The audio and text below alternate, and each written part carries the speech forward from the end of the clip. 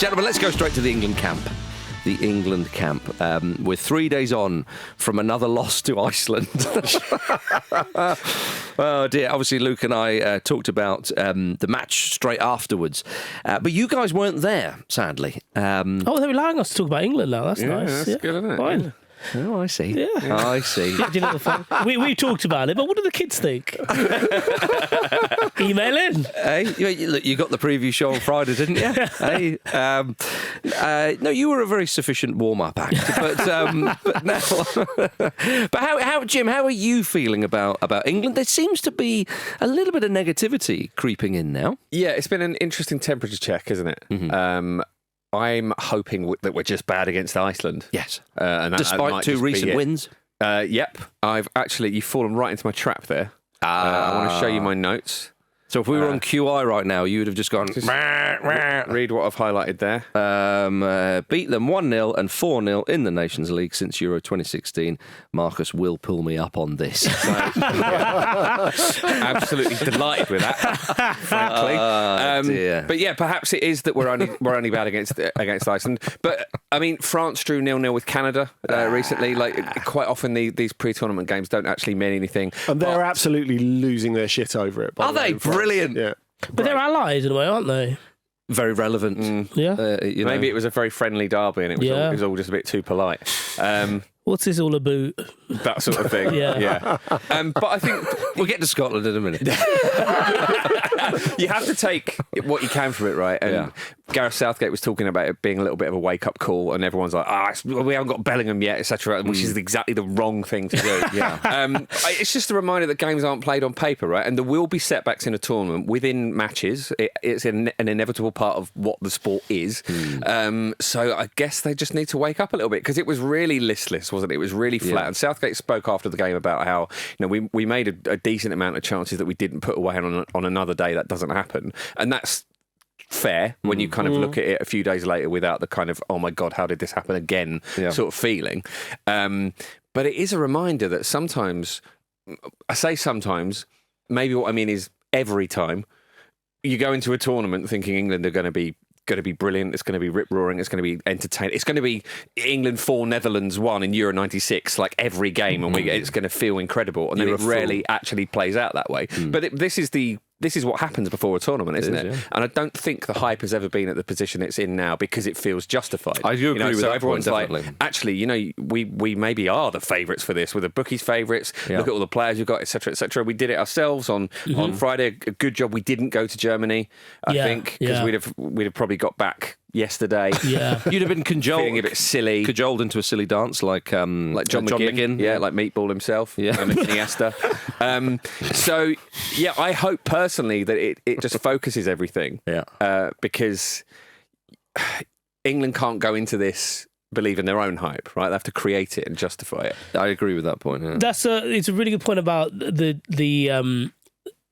excitement in it being justified because of the personnel. Because again, for the first time in a while, you can offer a solution that's in the squad. Mm-hmm. Like if your view is that England are doing badly or they're going about things the wrong way, you can posit a solution. Whereas previously you'd be like, right, what do you mean? You can't drop everyone, mate. And it's like, well, actually, you can drop 3 players and bring in 3 players. Yeah. I kind of, I was watching the Iceland game and the shades of it was put forward as like shades of like what England are to expect in the group. And I was like, well, England did create a fair few chances. You talked about this on Friday, but England did create a fair few chances. It could have gone differently. Obviously, it didn't. And I wasn't too dismayed by it, but I did think this is a very necessary loss just for everyone to calm down a bit. And I include myself in that. Yeah. Can we just take a moment for the Scottish, Welsh and Irish people just laughing at us right now? just laughing at how we're putting a positive spin on this. I just don't think we should go to Germany. I just want to know that you're seen, that we know what you're doing. Yeah, exactly. And they've had some poor results themselves, haven't they? So we can talk about that, Jim, if you want. But yeah, no, I think like it's I don't see it as a problem, but I did find it funny that they were booed at the end. Yeah, just get to Germany. Yeah, don't want any more of this. No, I'm never going to win from Soviet. But that's the thing, isn't it? The way it was framed, that and the Bosnia game, was the grand send off. Mm-hmm. So you can understand that people are a bit disappointed. It's a damn squib. There's no two ways about that. But realistically, these games are to get minutes and not get injured. Yes. And that is really all that matters. And as Jim says, if you look at France's quite tepid performance against Canada, if you look at Germany, who gave 2 really quite poor performances last week, managed to get a draw and a win out of it kind of remarkably, especially the win against Greece. They somehow managed that. And Portugal lost at home on Saturday. So...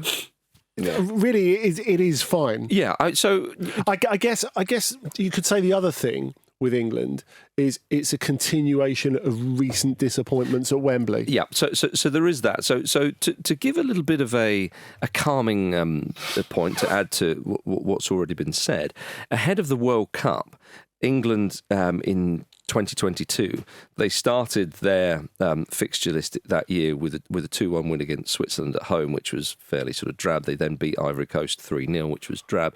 Ivory Coast down to 10 men very early on. Okay. Then we move into the Nations League, lose 1-0 away to Hungary, draw 1-1 away to Germany, where first half England looked very disjointed. Second half they rallied a bit and came back into it, so okay. Then they drew 0-0 with Italy, it was a bit disappointing. They lose 4-0 to Hungary, which... That seemed like an absolute disaster, and people were chanting, "You don't know what you're doing," and that was a real low point for Southgate as England manager. Then that's followed up with a 1-0 loss away to Italy, where Italy looked distinctly the better side, and then the last game before the World Cup, they drew 3-3 at Germany, where they did rally a little bit at the end, but they were 2-0 down, and it looked a bit, so they came back. But it was an unconvincing set of results and performances. Then first game of the World Cup, England knocked 6 past Iran, and suddenly, we're away. So that was less than 2 months before the tournament kicked off. So that's to say, look, England have been in this sort of situation before. However, the slight negative slant that I may put on it is, as Andy, you've sort of touched upon there, if you look at the games in which England have played this year, they've not looked too convincing. They've tried to kind of pressure teams and go, right, we are going to kind of dominate you with our front line, and they've looked vulnerable at the back. You think against Brazil, time and time again, got through and should have really won by more than one goal. Belgium did it. I know there were 2 mistakes, but Belgium looked likely on the counter. I mean, England managed to not win a game that they played really quite well in and dominated. Exactly, yeah. That's more worrying, I would say. Yeah, and then forget the other one. Obviously, you got the Bosnia win. Bosnia offered nothing going forward. And then against Iceland, I know we say, well, England carved out chances. Iceland should have had a second. The guy slips when it's an absolute tap-in, and there was a header from a corner. So my sort of slight concern is that with what England look like they're trying to do, is Southgate... England have evolved throughout the tournaments. We go back to 2018. It was a 3-5-2. It was a necessary formation. Let's keep it tight. Let's kind of stodge up the middle a bit and see what we can do. You fast forward to the Euros after. It was a 3-4-3 and sometimes a 4-3-3, and it looked a little bit more attacking and a few more goals in there. The World Cup, it was very much a 4-3-3. Right, let's try and match the opposition if they're good. Blah blah blah. And then now it's kind of right. I think we are one of the best sides. In terms of personnel and, as you say, favourites. So let's really try and press that home. That seems to be the way that Southgate kind of wants to do it. I don't know whether he's bound to public pressure. It would be unlike Southgate to do that. However, he is a human being, and that's what he seems to do. Just to finish the point, and that seems to be what they're trying to do. However, as we've seen, England are looking more vulnerable at the back than they've ever looked. And actually, at tournaments, England are pretty good at the back. So I have a slight concern there. Yeah, I think that is maybe the major concern, because, of course, we've heard a lot since the initial squad was picked and since the cuts were made that, Gareth Southgate's being brave. This probably means he's going out because he wants to go out with a bang and all the rest of it. I don't think he is being brave. I think his choices are dictated by availability and form. Really, that is it. I don't think he's woken up and said, why don't we play more attacking football? Yeah. I don't think it's that at all. It feels to me as if he's being led by availability more, and there seems an according loss of control that you were talking about. I mean, I do find it odd this whole he doesn't attack. I mean, going back to the last tournament, 6 goals in the opening game. Yeah. The game against America was just odd, and I was very critical at the time, and fine. Let's chuck that to one side. But that can happen. And then 3-0 against Wales. Then they play the African champions 3-0, and then against France, it's toe-to-toe, and, just goes the other way. Yeah, but it's perception, isn't it? Yeah. Because all the armchair managers want him to play every attacking player we've got. I mean, that's 13 goals in the tournament, which off the top of my head here, and this might get a tweet or two with this, that might be like the best England have ever had at a tournament. I think it was more than 66 or England something. didn't not beat France in the quarterfinals of the World Cup because they were cautious. Yeah. Yeah, indeed. I think that's right. Fair. So I think it is probably better that England lost, because I think for the reasons you just gave, so I won't go into that again. But what another criticism people are having is they feel that the squad is suddenly a bit lightweight with a lot of inexperience. And is that because Jack Grealish isn't there? Lightweight, yes. We'll leave that there. But a lot of people are saying, well, look at the amount of names that have been cut from the last squad at the World Cup. There's 13 names, I think. Well, I'll go through them for you next. So there's Ben White's one. So we'll throw that to one side. Maguire has the injury, and all being well, he would have only been available for the first knockout game, potentially. Yeah. All being very well. And we know these things don't go very well often. So I feel very sorry for Harry Maguire, and I think that he is a big loss, and a bigger loss than a lot of people realise, but it's understandable. You've then got Nick Pope, Calvin Phillips, Connor Cody, Mason Mount, Callum Wilson, Jordan Henderson, Raheem Sterling, Eric Dyer, Marcus Rashford, James Maddison, Jack Grealish. Grealish is the only one I think that he... Maybe Dyer as well. Dyer, Luke and I spoke about. But again, I think if Eric Dyer was in this squad, I'm not sure it would change a lot of people's opinions. Agreed. And even if Jack Grealish was there, I think that it's suddenly this result and maybe some people not having seen Ezri Konsa in an England shirt that much, or Kobbie Mainoo, or Adam Watt, or whatever, and suddenly it's gone the other way. And as you mentioned, our Scottish, Irish and Welsh brothers and sisters, they'll often criticise England fans for 1 minute you're going to win, the next minute it's all gone to crap, you know, which is kind of what we're seeing now. And that's, I think our job, Jim, is to kind of keep us in that creamy middle spot, just to kind of have a bit of hope, but have a bit of realism as well. But on the names, I mean, in terms of the squad being a bit lightweight, Jim, I mean, Jack Grealish seems to be the one who, having pondered that, I thought maybe I would have taken him, because I think he's handy, bring him on, wins free kicks, can slow the game down, can provide a bit of something as well. But I understand as well. There's a lot of security with Jack Grealish that is a side of his game that isn't really spoken about, because you see him as very rightly as an attacking player because of his position and because of what he does when he's at his most exciting best. But he's really, really handy for keeping possession and sort of inching up the pitch as well. Like you say, winning those free kicks. If you're applying pressure to a team, he's really, really useful in that. So I guess that is something that England are likely to miss, that Anthony Gordon doesn't really give you in the same way, although obviously he's got very different qualities that are equally potentially sort of devastating.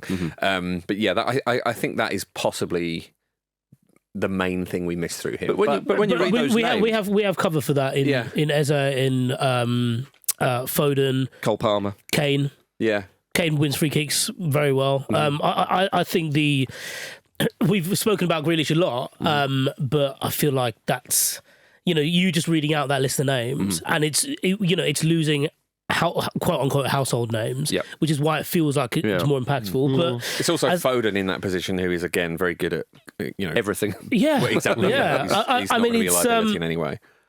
Yeah, like Andy said, it's picked on form, and if you look at it, every single player in that team performs their selected function for their club side, and they all play for big teams, and the ones that don't are being courted by big teams.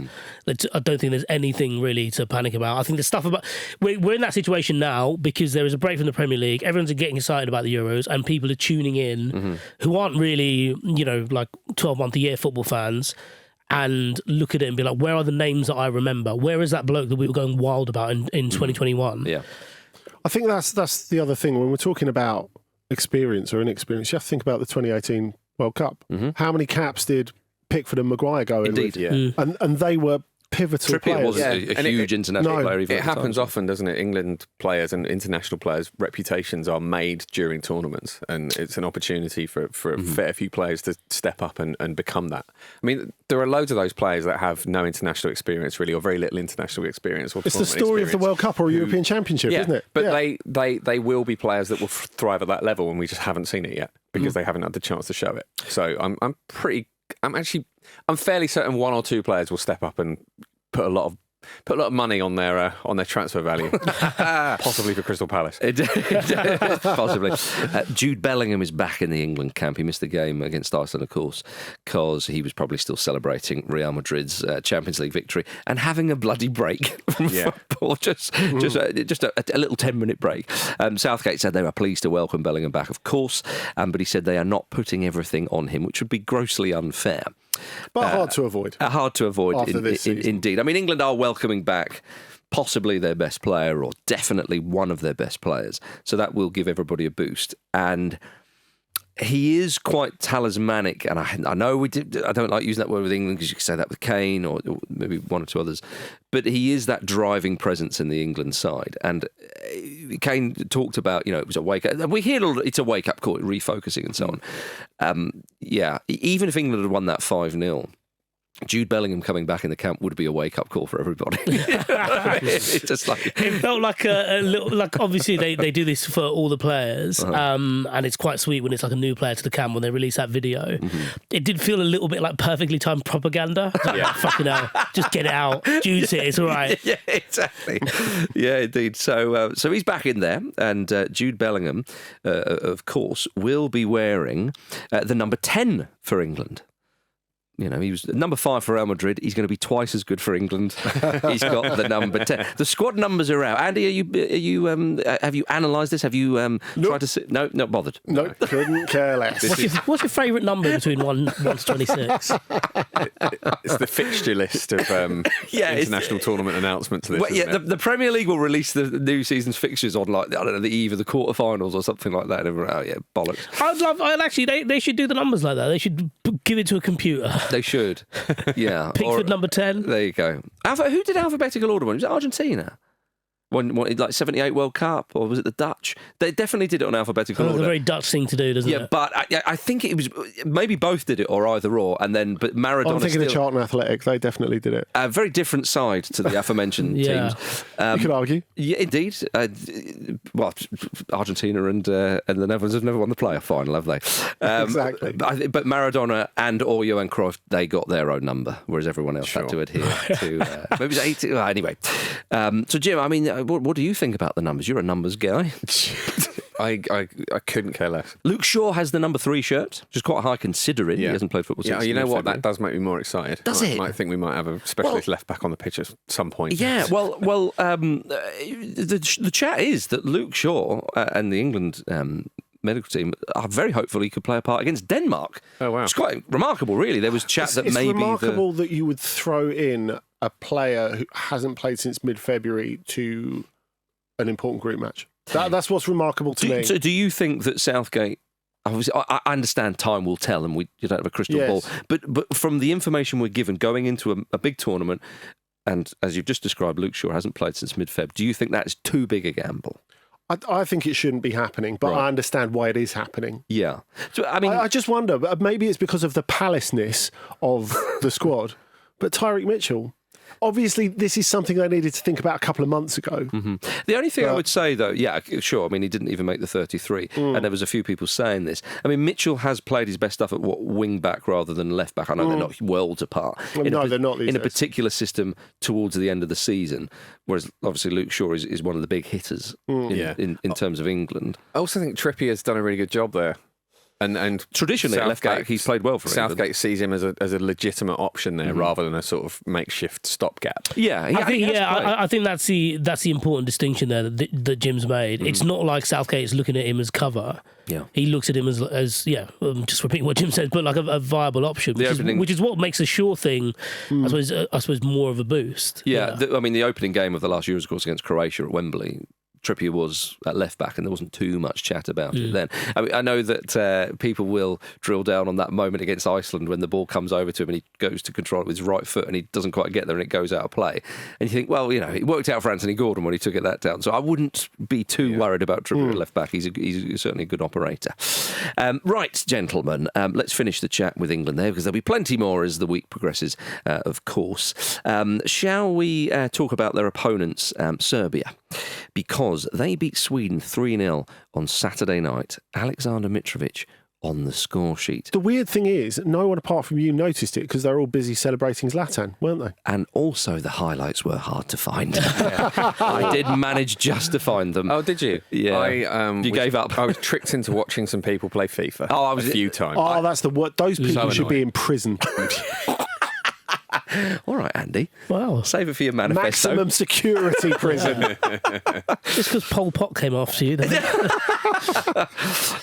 So Serbia, not in bad shakes. I mean, you look at the Serbian side, obviously it's, on paper not as good as England, but they are a tricky opponent. They've got some real firepower, haven't they? Yeah, with Mitrovic most notably. I know he plays in Saudi Arabia. Vlahovic as well. Yes. Because they've got Vlahovic, Mitrovic doesn't have to pretend to be an adult. So it's perfect, really. That's dangerous, that. It is. I think one of the group games will almost certainly be an infuriatingly flat performance from England, isn't it? I've got my eye on Denmark for that, but it could be Serbia. It could be Serbia, yeah. If you're in that Serbia team now, you look at those games that England have been playing, as we said, Iceland and so on, you think on the break, they would have a chance. It's unlikely that they would dominate the ball, but they've got some nice ball players in there, and the Milinkovic-Savic's quality, even though where he plays now. So England have to be on form going into that game, because I know. Look, again, England are the best. I know England are heavy favourites, but Serbia are actually not a bad side, and will be very disappointed they didn't make the knockouts in the World Cup. Yeah, and I think the interesting thing about if you watch this game, they don't really have that much of it. Sweden played okay actually, but because they've got that extra bit of firepower up front and from midfield as well, they can get through situations without playing particularly well. I think if you ask people who followed Serbia, they weren't great in qualifying. They really squeezed through, and there are a lot of poor performances in there, but they can get results without playing particularly well because of that extra bit of punch. Indeed. Of course, last time round in the Euros, Serbia didn't qualify because they lost to Scotland on a penalty shootout. And the Bonnie Scots were playing Finland on Friday night. They were 2-0 up and it ended 2-2, disappointingly for them. But again, it's just a friendly. Yeah. Just calm down, everybody. And also, slightly unusual circumstances. Craig Gordon was subbed on for his last appearance, as a Scotland player. Conceded 2 goals, one's a penalty. That's, it's a shame that he conceded those goals, but they're not going to do that in the tournament, are they? They're not going to sub their goalkeeper on in the second half. Well, certainly not Craig Gordon. Certainly not. No, poor man. I mean, look, I'm more sorry for him that he didn't make the squad. I mean, I understand it. I mean, he came on and he became Scotland's oldest international player at 41, and he gave a lovely statement after the game saying that he had horrendous luck with injuries, and he said he was in great pain. And he said one of his goals was to come back, and then he could play football with his kids in the garden, for crying out loud. And then he wanted to play for Hearts again, and then he wanted to make the Euros. So 3 out of 4 isn't too shabby. Yeah. And he did manage to play for Scotland again, and he made the Euros provisional squad as well. I think he can count it. Yeah. I know it's not what he wants. It won't be the consolation perhaps this morning or after the game, but perhaps in time maybe. But yeah, he's been a great servant for Scotland and Scottish football as well. They've got a tough group there, haven't they? It's Germany, Hungary, and Switzerland. And Switzerland are maybe on the downturn a little bit, but Hungary have qualified really well. Germany, obviously, we know all about. That's going to be tough. Well, there are shades of World Cup '98 here. When they played Brazil in the opener. Yeah. Obviously, Germany, the host nation here. But in a weird way, I think it kind of suits Scotland to face Germany in the first game. Oh yeah, definitely. Because they get they get that prestige of it being the opening game. I like this. I like the fact that there's enormous pressure on Germany. Yeah, enormous. Mm-hmm. And. I just wouldn't put it, but I don't know. Scotland fans might be saying, "Come on!" It wouldn't be the most shocking result if they were to get a draw there. No, I agree. You know what I mean? I think the fact that it's being played in Munich as well instead of Berlin, it's a much more atmospheric stadium. I'm sure the German players will feel that pressure. You think at the start of a tournament you just need a result in the first game. Yes, Germany needs so much more than that because they have a lot of making up to do with the general public. So they need to come out all guns blazing, not just win, but play well. And that is a quite particular pressure. And it's also very difficult in a stadium of that size, that is that close to the pitch, to get the atmosphere up and keep it up. I fancy a Shankland goal to open the scoring. You reckon? Can you imagine it? Shankers to shank one in. And Tony Cruz trying to scan and create space and you just feel someone's big arse into the back of John McGinn there. Touch hit out, by a spread it sausage roll. wide. But you're right to mention the other two sides in the group, though, Jim. I mean, Switzerland have been okay in sort of recent years, but Hungary, they are a very frustrating, as England know, they're a very frustrating side to play against. They don't give much up, and yet they still manage to nick goals. So, interesting one to watch out for there. All right, everybody, coming up in the second half, is there a new boss at Brighton on the horizon? It seems to be potential new owners at Everton and a quite ridiculous offer made to Gareth Bale. See you in a moment. Jamie, that is a hard word. Say it with me. Internazionale. Internazionale. Internazionale. Internazionale. Oh, you almost had it, Jamie. Otra vez. Internazionale. You did it! Super bien! Dora the Explorer teaching Jamie Carragher Italian there. I'm glad he saves that kind of stuff for American TV. Thanks to friend of the Ramble, Jacko, for sending us that clip. You can become a friend of the Ramble too by heading over to patreon.com/Football Ramble. You'll get access to the Discord where you can chat with us and other Ramble listeners, get ad-free episodes of the Ramble up front and on the continent, and so much more, everybody, so much more. Right to the south coast of England. Fabian Hürzeler is reportedly set to become the new Brighton manager after he was granted a work permit to take the job. Currently manager of FC St. Pauli, an old Ramble favourite. He led them to promotion this season. They won the second tier in Germany. He's 31. Yeah. He should be still playing. He would be the youngest permanent manager in Premier League history because Ryan Mason was caretaker at Tottenham, aged 28. And I just want to remind everybody that Brighton do have James Milner playing for them, who's 38. Yeah. Well, in the space of a year, they signed Milner at 38. And this, It's very, Of course, very Lewis- Brighton. Of course, He's too young. Lewis Dunk is older than him. Yeah. For example, what we've got to remember, to put it into some sort of context, he was an academy player at Bayern and then ended up playing for the second team, Hürzeler. He was a teammate of Emre Can Wow. in the Bayern academy. Do you that's honestly- remarkable, isn't it? Do you think he is too? Do you think this is a bad move because of his age? Yeah, it's absurd. He won't get any of the references in the dressing room. I think it's absurd. Like, what's he going to wear?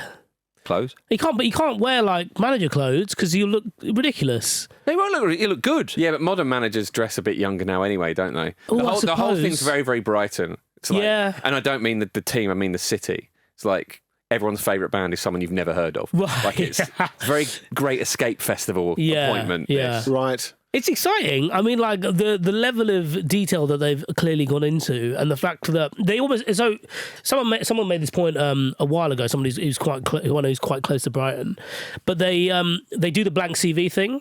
You know, where they just get someone's CV and they don't necessarily read their name, nationality, or age. Really. And this is I kind of thought, yeah, that kind of makes sense, especially in football management where you have, or in football more generally, where you have so much information about someone. It says here this guy was recently at Chelsea. Oh, and he played for us. Of course he did. Yeah, we're not falling for that. But yeah, I kind of thought that, that's a cool thing that people say they do, but evidently they do. The thing is, if you took some of the bits out, you might be reading the CV, getting really excited, thinking, this is Xabi Alonso. Yeah, It's his first senior job at St. Pauli. He takes over a team that are in relegation trouble, gets them up to the brink of the promotion places, and then the next season takes them on and wins the league. So really, there's a few parallels. And similarly to Xabi Alonso, or similarly to where Brighton are coming from as well, he likes possession. His football is not it's not quite as reckless as De Zerbi's, even though it's been widely publicised that he's a big fan of De Zerbi, has connected with him, followed his work, all the rest of it. I guess the only fly in the ointment for Brighton is the fact that he signed a new contract going back to about February, March, and they agreed not to have a release clause in it. So St. Pauli are going to try and take a bit more money off Brighton for basically inconveniencing them. It's not like a player. You can't, with a head coach, you can't put your foot down and say he's not going. That never works with a head coach. If they want to go, they want to go, and he clearly wants to go. But the thing is, I think everyone looks at Brighton now, normally with players, and thinks, you're going to buy this player off us and then you're going to sell him for 7 times the price in a year's time. And you kind of don't want that feeling, do you? So Brighton are going into this weird, they're drifting into this weird sort of place where they're about to get rinsed for players. And in fact, it's happened to them a couple of times over the last year. Now, of course, it might not matter to them if they go on and, incrementally do really well out of it. So, they sell someone like, they sell Carlos Baleba, for example, who was someone they overpaid for considering what they originally wanted to do. But I guess this is the first example of this happening to them with a boss because, for example, they think that they can maybe get St. Pauli think they can get in the high single-digit millions, which is quite a lot for a 31-year-old, however highly rated he is. I didn't realise this was such a German thing to promote young coaches so often in high-profile jobs because Nagelsmann was about the same age. He was younger. He was younger. Yeah, Nagelsmann was younger. Hoffenheim, wasn't it? Yeah, he was 27. That is ludicrous. So Hürzeler was 29 when he took over from his boss. His boss, Timo Schulz, was an absolute St. Pauli legend. It wasn't an easy takeover by any stretch of the imagination. Do they have player academies and like manager academies? Are they like 8-year-olds in suits drawing diagrams on whiteboards in the training complexes? Oh, like really small technical areas. Yeah, traditionally it's called a pen. Yeah, right. But now it's called a mini technical area. My first press conference. Well, it's set to become New Brighton, so that. I expect to see your kids in an England waistcoat this tournament. Don't worry about that. But I think it would be an exciting appointment for Brighton, as you've said. Now, talking of the managerial merry-go-round, it's been reported that Manchester United are no longer considering Tommy Tuchel as a potential replacement for Erik ten Hag. He's too old. He's too old, yeah.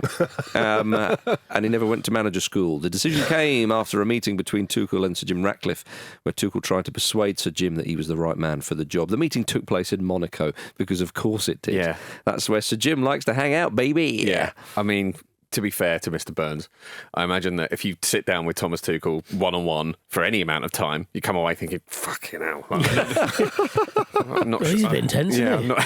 I'm not sure I'd need that. Yeah, I mean, what do you think of this? I mean, Erik ten Hag is still Manchester United manager. Do you think this is a bit cheeky from Thomas Tuchel, Andy, or is this very much in character? I think it's fair enough, isn't it? He's out I'm there sure this kind of thing goes on all the time. Of course it does. Yeah. Of course it does. He was probably just passing Sir Jim's yacht. One of the more wholesome meetings that happened in Monaco on that weekend, I've no doubt. But what do you think, Vish, though? I mean, Erik ten Hag is still in the job. Andy, Jim and I certainly want him to stay. And so do all the other neutrals in the land. But were you hopeful that Manchester United would go for Thomas Tuchel? So on the let's start from the beginning here. Prior to the FA Cup final, the Guardian reported that Ten Hag would be sacked, regardless of whether United won the FA Cup or not. And they were very strident on that. That was reported like it was fact, wasn't it? To be fair, they didn't give a timeline though. So they will be proved right. Yeah, I suppose. Yeah, a very safe headline, I thought. Actually, 25th. So 25th of May was the FA Cup final. Then they've said. Then it was. Reported at the start of the next week that Ten Hag would find later in the week. Yep. And then start of the next week, it was reported he'd find out later in the week. And now we're into this week, where the reports are he'll find out later in the week. Why are you just singling out the Guardian? You're always having a go at the left-wing press. No, I'm not. It was just the Guardian about the initial report. Everyone's kind of come out with this. Oh, he's going to find out in the next week or so. But what did the papers that you read say? So I don't know if we've looked into the BT Tower just yet, but. We should scale it. That's what the paper I read said. Okay, fair enough. But basically, I don't think anyone really knows what's going on. Yeah. Okay. But every time someone asks... Including the people making the decisions. Yeah, but every time someone inquires or has contact towards, in Jim Ratcliffe's group or whatever, it's just, it's coming. A decision is to be made. And I think the Tuchel thing stems from, we're talking to loads of people, this isn't simple. We're talking to Thomas Tuchel, for example, and I think it was only through Thomas Tuchel's side that they found out that the meeting hadn't gone well, per se. But I think from a Manchester United public relations perspective, is it not the done thing to make it look like you're doing your due diligence? Because they've been accused of doing stuff off the cuff. I think the way that they see it is, let's look like basically they're keeping Ten Hag from where I'm Unless sitting. they can get a decent... They are interviewing other managers while he's in post, which is really like... which is reality, because you've always got to be covered. Look at Brighton, for example. I know that's a different situation, but I think you look at where United are, what they don't want to do is find themselves in the position that, say, Bayern found themselves. It's so hard to find an upgrade as a coach the moment. So hard. Yeah, and it is the reality of that situation, because the situation is they're not that happy with Ten Hag. No. I mean, Manchester City are not looking for... Long term, they'll probably be looking for a replacement for Pep Guardiola. Yeah. They're not looking for one this season. And so I understand what you're saying, Jim, because... it does seem like there's this guy who, if he stays, it's like, well, we couldn't find anybody else. That's what it sounds like, and that is the reality of that situation. Also, they're in such an early... If Tuchel was persuaded, they'd have gone for him. But having said that, I'm not sure if that would even be a smart move, because they're in such an early stage of the restructure. They're doing all their cards already. If they're changing the coach at this point, keep a scapegoat back. I think that's the most important thing. I think that's spot on. Yeah. There's loads of stuff that is likely to go wrong in the first half of next season, at the very least. No, I think that's a really good point. And so you're confident that Ten Hag will be there next season? Yeah, I think he will be. Yes! I'm inclined to agree with Andy's thinking as well, purely on the basis of...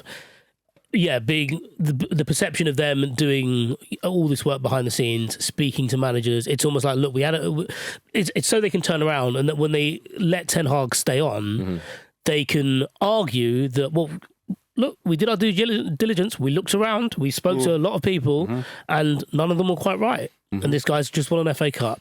And so when they turn around, as if it comes to pass in December where they're pulling the trigger on Ten Hag, they can say, right, we need to move forward. Everything else is in place now, and now we just need the right guy. Interesting. I hadn't thought about that angle on it, but okay. Fair enough. Well, moving on from Manchester United, let's go to Thomas Tuchel's old club, Bayern Munich. You can skip this bit if you want. No, Andy, we've got to talk about it. Oh, you're so brave. João Palhinha looks like he's not going to move there. They've reportedly agreed personal terms. Sky Germany reporting that Palhinha could complete his £38 million move to Bayern before the start of the Is that Euros. it? What a 38? How long was left on his contract, you know? Quite a long time, because he signed an extension, didn't he? After he did, but there would be clauses in it and all that kind of stuff. I mean, look, I bet it's higher than 38 million. Well, you would have thought so. I thought they might try and get a little bit more than that, but then... I mean, he was so close to signing last time in the last window. I mean, literally had the shirt up. He was in Munich, and they couldn't find a replacement. The pen ran out of ink, wasn't it? Was that it? That's it. They gave him a dodgy pen, and he couldn't do it. No, they couldn't find a replacement for him. Now, I suppose from Fulham's point of view, actually, if you get this done, okay, maybe they could get another 5-10 million or something like that. But if the money's there on the table, and again, they could have a few clauses in the contract as well, there could be add-ons, as we know. He's too good for Fulham. Do you know what I mean? Like, he's a brilliant player. He's one of possibly the best player I've seen put on a Fulham shirt. Right? My perception of him has always been that, obviously, he's brilliant at the monster slide tackles, and is very, very sound in a lot of senses, but his kind of slightly longer range passing is perhaps lacking a little bit. And I think, is that a fair assessment, you think? Because I think that's the sort of thing that might get found out at a club like Bayern. Yeah, I mean, he's not Xabi Alonso in his playing career, but what I would say is that he's a very, very good option to play a particular type of midfield role, and he will give... You put certain other players around him, he would help a midfield to dominate football matches. There has been a Palhinha-shaped hole in Bayern for a very long time. Yeah, there you go. Or someone like him. Well, because there was even the odd suggestion, which seemed quite odd, that Erik Dyer might step up there, rolling back the years, which obviously didn't happen. So you're right, Andy, that it's that because specific. He was required in defence. Exactly, yeah. They needed 2 Erik Dyers, for crying out loud. So is that Palhinha, Pavlovic and Goretzka? Is that the ideal 3? Well, Bruno Fernandes is what they're going for. I reckon Goretzka. Kimmich definitely gets binned, and maybe Goretzka too. Ooh. Yeah, but look, it'd be a sound signing when they obviously want him. So you don't know the details of the contract, but for Fulham, if they, again, the offer's there, actually...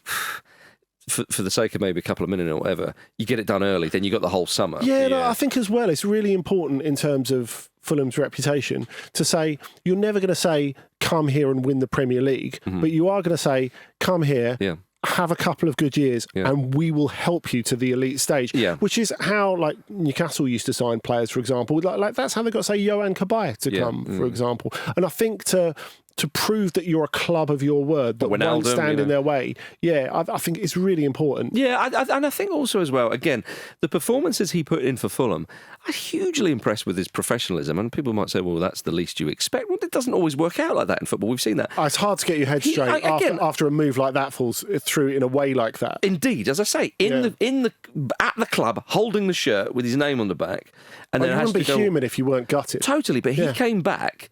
And it was as if he'd never been away. And put it in. I mean, there was that equaliser against Sheffield United where he's like right up to the fans going, come on. I'm thinking, mate, you're going to be a Champions League player next season. And there you are, like, very, very, jubilantly celebrating an equaliser away to Sheffield United in a match which doesn't have really any consequences for Fulham, if you see what I mean. What do you reckon he was thinking? I've got 2 Toblerones and some new aftershave. Come on. Maybe, Andy, maybe so. Has this gone through so quickly because they've already done the pictures? Like Jim, it was so inevitable. Just change the date. Yeah. To have had 2 years of the great man there, you kind of think, you know what, that was... You could argue 2 years, but definitely 6 months more than we thought we were going to get. So of course you're gutted, but who knows? Who knows who's going to replace him, Andy? There's some newbie in the Portuguese league, surely, who's destined for West London. Good relations with Bayern. You might get a loan or two in the future. Who knows? Now you're talking. You can get Goretzka. Exactly. Could get Goretzka. It seems unlikely at the moment. Let's turn our attention to Everton. Their owner, Farhad Moshiri, is looking to sell his 94% stake in the club. Of course, he'd originally had a deal to sell Everton to Miami-based investment firm 777 Partners, but after a prolonged process, the sales and purchase agreement ended on the 31st of May, so that looks like it's not happening now, which I think is good news. That'll be a huge, huge relief to so many Everton fans, because that looked like just a one-way ticket to the Bermuda Triangle. Or actually a return ticket, because that's just a waste of money, isn't it? Thinking about it, that's actually worse in that scenario. Via the Cayman Islands. Very much so. They've got some new suitors, though. There's some local business, a couple of local businessmen who are interested, who've already loaned them, I think, about 158 million. And then Roma owner, the American Dan Friedkin, has emerged as one of a number of parties interested. They all seem a lot more serious, don't they? Which would be of great relief. He owns Roma. Serious football people, yeah. Who would have thought? He's reportedly worth a net worth, should we say, in case anybody wants to do the sums, of 4.8 billion, and he's aiming to take all of Moshiri's shares. So piss off, Moshiri, give me all them. I'll take it from here. What do you think? I mean, I don't know too much about old Friedkin, Andy. I mean, Roma seem to be a fairly happy club at the moment. Well, now Mourinho's gone. Yeah, although they did love him when he was there. The problem for Friedkin when he took over from Jim Pallotta is he inherited quite a lot of problems. So he's spent a lot of time picking that apart, which you could argue is very good practice for what he's going to have to do at Everton, for example. He's got the taste for it. Yeah, I mean, I think that the more interesting candidate, although it appears he's the not top candidate, is John Textor, because he's been looking to shift his 45% in Crystal Palace for a long time. Lyon co-owner as well. Yeah, that's right. Botafogo as well. Very unpopular at Botafogo. Molenbeek. Mm-hmm. So, not popular at Botafogo, not very popular at Molenbeek. Oh, is that right? I thought Botafogo was. They were annoyed because they haven't been challenging and all that kind of thing. Yeah, well, they properly Devon locked it last season. Yeah, but it got them up there in the first place. Okay, but there's a bit of controversy with him though. Oh yeah, mainly because he's arguing with Brazilian refs and the authorities and claiming corruption. Oh, you can't do that in Brazil. The rest of it. No. But we'd like to see it in the Premier League. Exactly. Yeah. I mean, that's the thing. It would be interesting to see how he got on in the Premier League.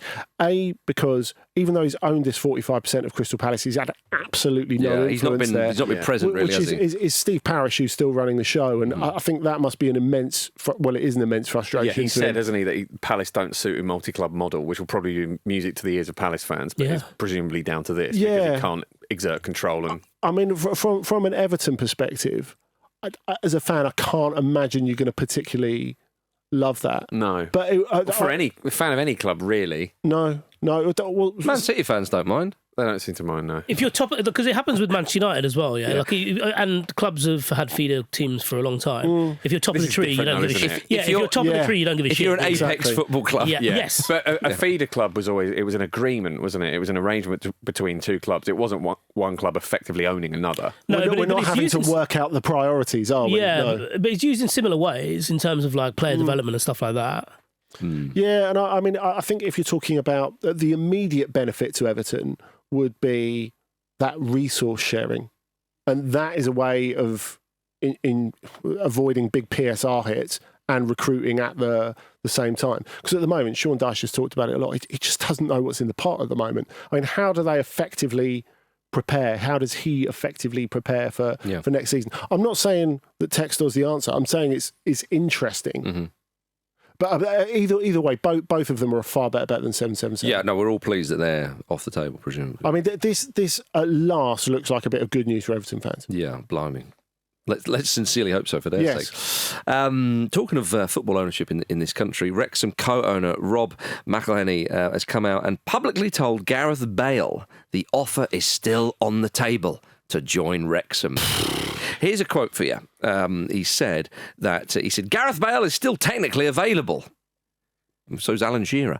And he said publicly to Gareth, we'll let you off for golf whenever you need to get off. As long as you come to training once or twice a week, we can figure out how to get you 10 minutes on the pitch. They're a League One club now. Yeah. This is pathetic. It's funny the threshold when it's stopped being, it's really good for the community, and then this kind of stuff where you're like, stop trying to fuck up our system. Yeah. Who the hell are you? Can you? What does that do for team morale? Drain the swamp.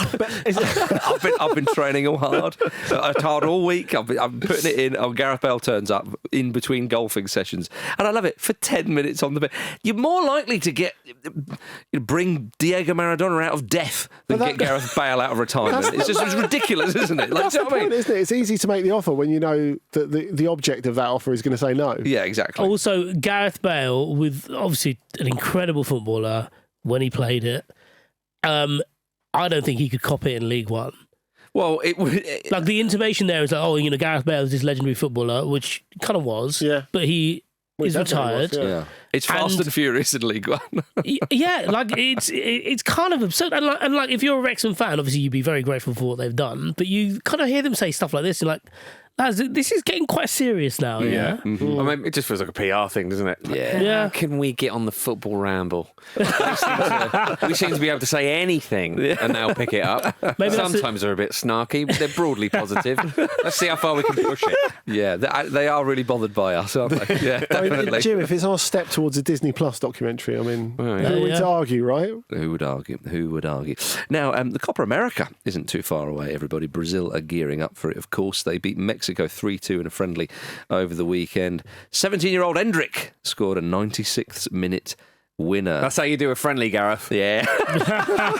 Well, he scored a late winner for Brazil against us. Fair. So there you go. He knows You're how right, to do you're that. right. Yeah. 3-3 for him for Brazil. He's the second youngest player in Brazil's history to score 3 goals with the national team. Only Pele did this younger. So he's on for World Cup glory, Andy. Let's pile the pressure on this young man. Yeah. If he doesn't get 4 World Cups, he's an absolute fraud. Yeah. But you talk about the pressure. But Tim Vickery pointed out to me yesterday, actually, that the fact that he's arriving at Real Madrid in the same summer as Kylian Mbappe kind of shields him from all that, really, Yeah. doesn't it? It's interesting. So it's, Yeah, the, that's it's a good the perfect spot probably for him. Also, he's so little that people just like pull his cheek and they won't really. He's think built of like him John as a- McGinn, isn't he? I think we said this before. Like he's built like a 15-year-old private school fly half. Yeah. Like he's like kind of too tonk for his age. I know what Yeah. you mean. And then, but even the goal he scored, that looked like a flick-on header from like 10 yards out. It was, just further away from the penalty spot, unmarked, like a great little finish. You're like, how are you doing stuff like this? Yeah, I am sort of mildly concerned. I mean, he looks obviously brilliant, which is why everyone's talking about him. I'm slightly concerned about him going to Madrid at that age. Oh, but they've got form with this. Like Vinicius Junior joined really young. I think weirdly, despite Real Madrid being, what they are in so many ways with the sort of Galactico culture. They've done this pretty well before with young players coming from South America. So actually, talk to me about Martin Odegaard. Martin Odegaard's gone on to have a brilliant career as the best player for the best team in the world. Despite yeah, Real Madrid. it's more despite than because of. But no, you're right about them developing players these days, Jim. Isn't it funny how Real Madrid have become Barcelona and Barcelona have become Real Madrid? I was thinking that because the player that sprung to my mind, someone who's plucked from Brazil relatively recently who failed, Garrison. There was a long line of Brazilian strikers plucked out quite young who didn't quite make it. But presumably because of those, there's a structure in place to make sure it doesn't happen as much. But when you say Barcelona become Madrid and vice versa, both sides don't understand how spending money works. You just can't keep doing it and doing it and doing it. You just pull a lever and a player turns up.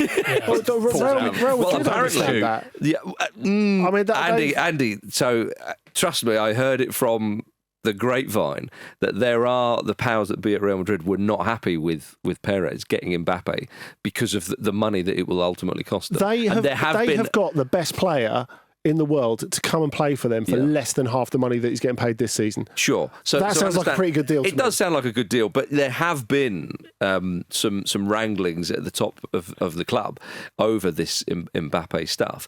But again, the idea, as Jim says, is, well, I'm sorry, what are you talking about? And he's just pulling the lever all the time, and these players are turning up, But Real Madrid, as we know, they're not Barcelona. They're nowhere near Barcelona. No, they're not back because they've saved up. But when they bring these players from Brazil, like Rodriguez, another one as well, they are spending a fortune on them. Yeah. Yeah.